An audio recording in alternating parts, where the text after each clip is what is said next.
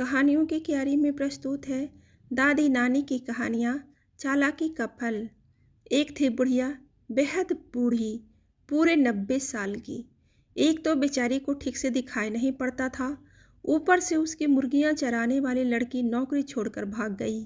बेचारी बुढ़िया सुबह मुर्गियों को चराने के लिए खोलती तो वे पंख फड़फड़ाती हुई सारी की सारी बुढ़िया के घर की चारदीवारी फांद कर अड़ोस पड़ोस के घरों में भाग जाती और कुकड़ों को करती हुई सारे मोहल्ले में हल्ला मचाती हुई घूमती। कभी वे पड़ोसियों की सब्जियां खा जाती तो कभी पड़ोसी काटकर उन्हीं की सब्जी बना डालते। दोनों की हालतों में नुकसान बेचारी बुढ़िया का होता।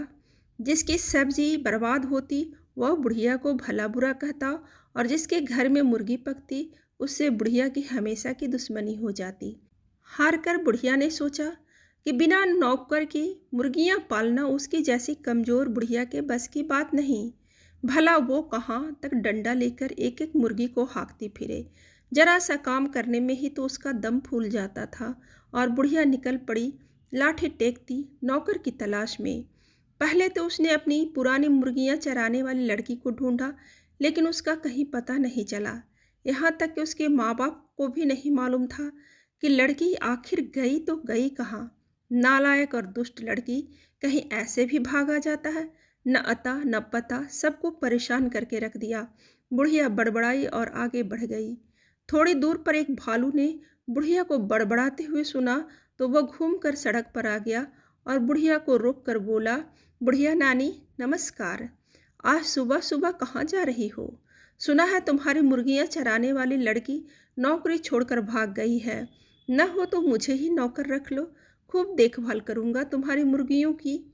अरे हटो, तुम भी क्या बात करते हो? बुढ़िया ने खिसिया कर उत्तर दिया। एक तो नीरे काले मोटी बदसूरत हो, मुर्गियाँ तो तुम्हारी सूरत देखते ही भाग खड़ी होंगी।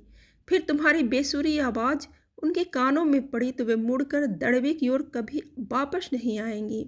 एक तो मुर्गियों के कारण मोहल्ले भर से मेरी दुश्मनी हो गई है, दूसरा तुम्हारे जैसा जंगली जानवर और पाल लूँ तो मेरा जीना भी मुश्किल हो जाए। छोड़ो मेरा रास्ता, मैं खुद ही ढूंढ लूँगी अपने काम की नौकरानी। बुढ़िया आगे बढ़ी तो थोड़ी ही दूर पर एक शियार मिला और बोला, हुआ हुआ, राम राम बुढ़िया नानी, किसे खोज रही है? बुढ़िया खिसिया कर बोली, अरे खोज रही हूँ एक भली सी नौकरानी जो मेरी मुर्गियों की देखभाल कर सके। देखो भला, मेरी पुरानी नौकरानी इतनी दुष्ट छोरी निकली कि बिना बताए कहीं भाग गई। अब मैं मुर्गियों की देखभाल कैसे करूं? कोई कायदे की लड़की बताओ जो 100 तक गिनती गिन सके, ताकि हमारी 100 मुर्गियों की गिन कर दड़बे में बंद कर सके। यह सुनकर सियार बोला, बुढ़िया नानी, ये कौन सी बड़ी बात है? चलो अभी मैं तुम्हें एक लड़की से मिलवाता हूँ। मेरे पड़ोस में ही रहती है, रोज़ जंगल के स्कूल में पढ़ने के लिए जाती है, इसलिए 100 तक गिनती उसे ज़रूर आती होगी। आजकल भी उसकी खूब अच्छी है, शेर की मौसी है वो।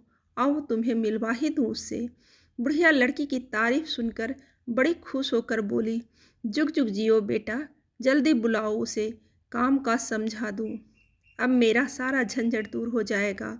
लड़की मुर्गियों की देखभाल करेगी और मैं आराम से बैठकर मक्खन खाया करूँगी। सियार भाग कर गया और अपने पड़ोस में रहने वाली चालाक पूसी बिल्ली को साथ लेकर लौटा। पूसी बिल्ली बुढ़िया को देखते ही बोली, म्याऊं म्याऊं बुढ़िया नानी नमस्ते, मैं कैसी रहूँगी तुम्हारी नौकरानी के काम के लिए। नौकरानी के लिए लड़की की जगह बिल्ली को देखकर बुढ़िया चौंक गई। बिगड़ कर बोली, हे भगवान, कहीं जानवर भी घरों में नौकर हुआ करते हैं? तुम्हें तो अपना काम भी सलीके से करना नहीं आता होगा, तुम मेरा काम क्या करोगी? लेकिन पुसी बिल्ली बड़ी चालाक थी। आवाज़ को मीठी बनाकर मुस्कुरा कर बोली, अरे बुढ़िया नानी, तुम तो बेकार ही परेशान होती हो। कोई खाना पकाने का काम तो है नहीं जो मैं न कर सकूं। आखिर मुर्गियों की ही तो देखभाल करनी है ना, वो तो मैं खूब अच्छी तरह कर लेती हूँ। मेरी माँ तो खुद ही मुर्गियाँ पाल रखी है, पूरी 100 है।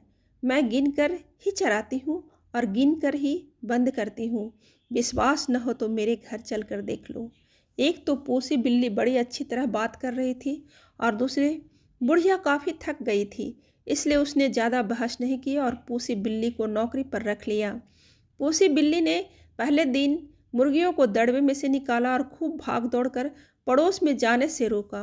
बुढ़िया पूसी बिल्ली की इस भाग दौड़ से संतुष्ट होकर घर के भीतर आराम करने चली गई।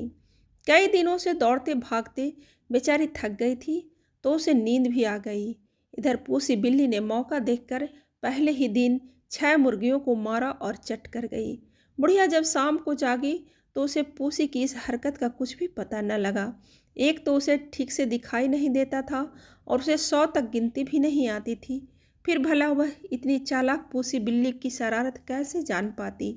अपनी मीठी मीठी बातों से बुढ़िया को खुश रखती और आराम से मुर्गियां चट कर जाती। पड़ोसियों से अब बुढ़िया की लड़ाई नहीं होती थी, क्योंकि मुर्गियां अब उनके आहते में घुसकर शोरगुल नहीं करती थी। बुढ़िया को पूसी बिल्ली पर इतना विश्वास हो गया कि उसने मुर्गियों के दड़बे की तरफ जाना छोड़ दिया। धीरे धीरे एक दिन ऐसा आया जब दड़बे में 20-25 मुर्गियां ही बची।